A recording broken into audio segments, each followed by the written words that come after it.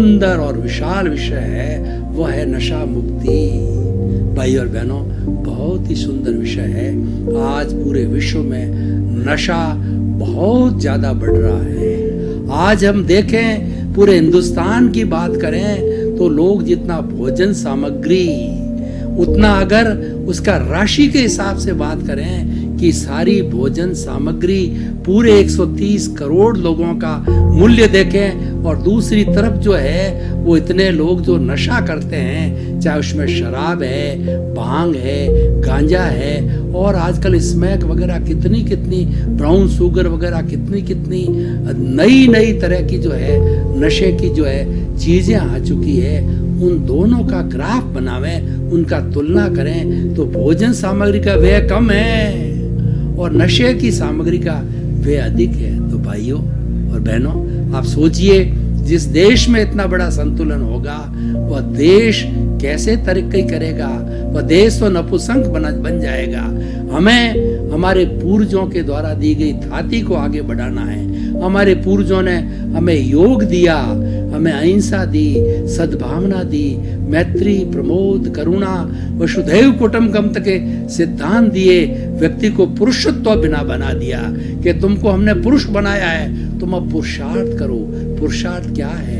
परोपकार पुरुषार्थ है, दूसरों का भला करना पुरस्कार है, जागृति में रहना पुरस्कार है। अपना भी भला करो और दूसरों का भी भला करो, ये पुरुषार्थ है। हम सांख्य दर्शन की भाषा में बात करें, पुरुष और प्रकृति। पुरुष एक शुद्ध ईश्वर का रूप है और प्रकृति एक माया है। जब इस माया की छाप पुरुष पर पड़ती है तो पुरुष दूषित हो जाता है, और जब ये छाप मिट जाती है तो पुरुष पुरुष बन जाता है, प्रकृति अपना काम करती है। और देखिए कि पुरुष का अर्थ ये होता है कि आप प्रकृति से अलग रहो, आप दोनों न्यारे न्यारे रहो। प्रकृति अपना काम करती है, ये हमारा मन वचन काया है, ये प्रकृति के ताबे है। ये जो है वो हमारा व्यवस्थित शक्ति के ताबे है, ये हमारा साइंटिफिक सर्कमस्टेंशियल के ताबे है। ये अपना काम करेगा, ये तुम पीछे से लेकर के आए हो, लेकिन तुम तो पुरुष हो, तुम अलग हो। तुम अपना पुरुषार्थ करो।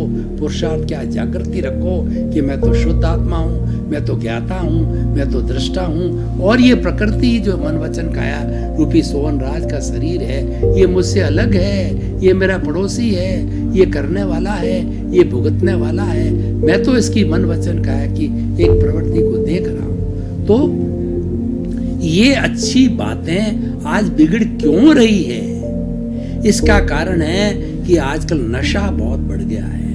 नशा एक ऐसी बीमारी है कि व्यक्ति इसके चुंगल में फंस जाता है, उसकी लत पड़ जाती है और उसको लेना ही पड़ जाता है, उसके आदी हो जाता है। ये लत पड़ना नशा कहलाता है। प्रारंभ में क्या होता है, कुछ स्वार्थी लोग जो अपनी नशे की चीज को समाज में चलाना चाहते हैं, तो वह जो है भोले भाले इंसानों के बीच में बैठते हैं और स्मैक है, ब्राउन शुगर है, अमल है, डोडा है, पोस्त है, भांग है, शराब है, ये पहले शुरू के अंदर फ्री उनको देते हैं और अपना समूह बनाते हैं, फ्री बांटते हैं। और जब 10 दिन, 15 दिन, महीना भर फ्री बांट दी जाती है तो निश्चित समय के ऊपर ये बॉडी उस लत को, उस नशे को चाहने लग जाती है। भोजन भूख खत्म हो जाती है, लेकिन जो लत है वह उसके सामने हाजिर रहती है और उसके वशीभूत हो जाता है। जो शराबी बन जाता है वो शराब के ठेके पे जाने से नहीं रुकता है। सरकार चाहे कितनी भी शराबबंदी बंद कर दे, लेकिन वो पीछे के दरवाजे से